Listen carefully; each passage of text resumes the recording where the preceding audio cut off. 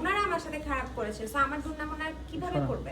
আমার মেয়ে অসুস্থ হয়েছিল, মানুষ গেছিল, সে মামুন এত বাজে একটা মানুষ। আমি যখন আইসিইউতে ছিলাম ওর মায়ের খেয়ে আমি কিন্তু ওর মায়ের সহ্য না করতে পারে ওর এসব ওর মেন্টাল টর্চারে কিন্তু আমি সিক হয়ে গেছি।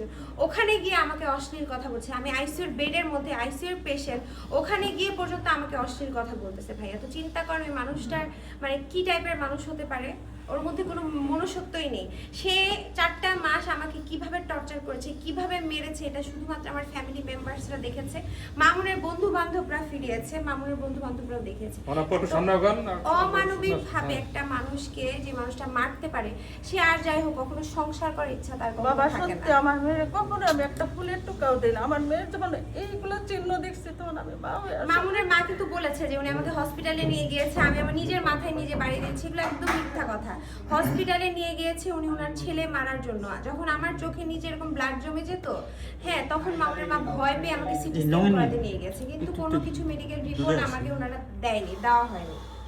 খালাম্মা আপনি কিছু বলবেন? আমার একটা মাত্র মেয়ে এভাবে ও মারছে রক্তাক্ত করে, এমন জায়গায় নাই যে ইন্টারনাল ওর ব্লাড জমে জমে আমি আর সহ্য করতে পারতাছি না। এখন আমি ঠিক না বাবা, আমি অসুস্থ হয়ে গেছি না, সত্যি কথা বাবা। আমার ঘুম আসে না, কিচ্ছু না, আমি ভয়ে থাকতেছি এখানে।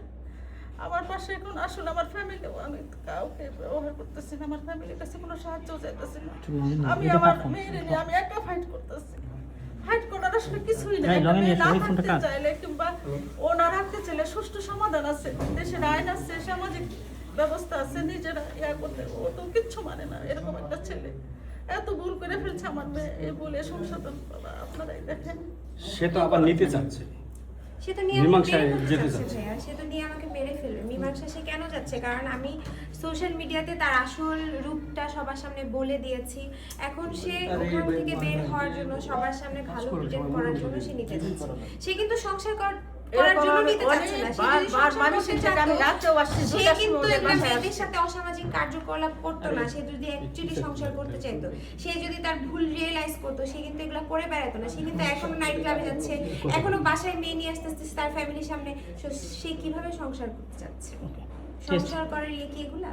ওটা আমার মেয়ে বুঝবে, আমি বলতে পারবো না। সর্বশেষ আন্টি আর কিছু বলবেন আপনার এই দেশবাসীর না উদ্দেশ্যে? বাবা, আমি দেশবাসীর উদ্দেশ্যে এটাই বলবো যে সত্যি কথা, যে এখন শিকার আসলে ভুলের শিকার যে কিভাবে শেষ হবে আমি জানি না। আমাদের কিন্তু ভাইয়া আপনাদের সবার সামনে বলার একটাই উদ্দেশ্য, যাতে আমার মতো কোনো মেয়ে নেক্সট মাউনের টার্গেটে না পড়ে, আমার মতো শিকার নেক্সট একটা মেয়ে না হয়। এই জন্য আমার কিন্তু মানে কোনো স্বার্থ নাই ভাইরাল হওয়া। অনেকে আমাকে বলতেছে যে ভাইরাল হওয়ার উদ্দেশ্যে, আমি ভাইরাল হয়ে কী করবো? আমার নিজের একটা মানে স্টাবলিশড একটা ক্যারিয়ার ছিল, আমি এর আগে নিজে মডেলিং করতাম। আমি মামুনের সাথে ভাইরাল হলে আমার রেপুটেশন কিন্তু বাড়বে না, আরও কমে যাচ্ছে।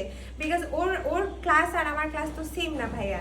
আমি নিজে যে জায়গায় ছিলাম, নিজে একটা ক্যারিয়ার ছিল, একটা ভালো ক্যারিয়ার ছিল আমার, ওটা থেকে আমি কিন্তু বিলো সিচুয়েশনে এখন আছি। সো আমার ভাইরাল হওয়ার কোনো টেন্ডেন্সি বা ইন্টেনশন কোনো কিছুই নাই, বা ওর কাছ থেকে পাওয়ারও কোনো কিছু নাই। আমি জাস্ট মানুষকে সতর্ক করে দিতে আসছি যে আমার মতো কোনো মেয়ে যাতে আরেকবার সাফারার না হয়, এটাই।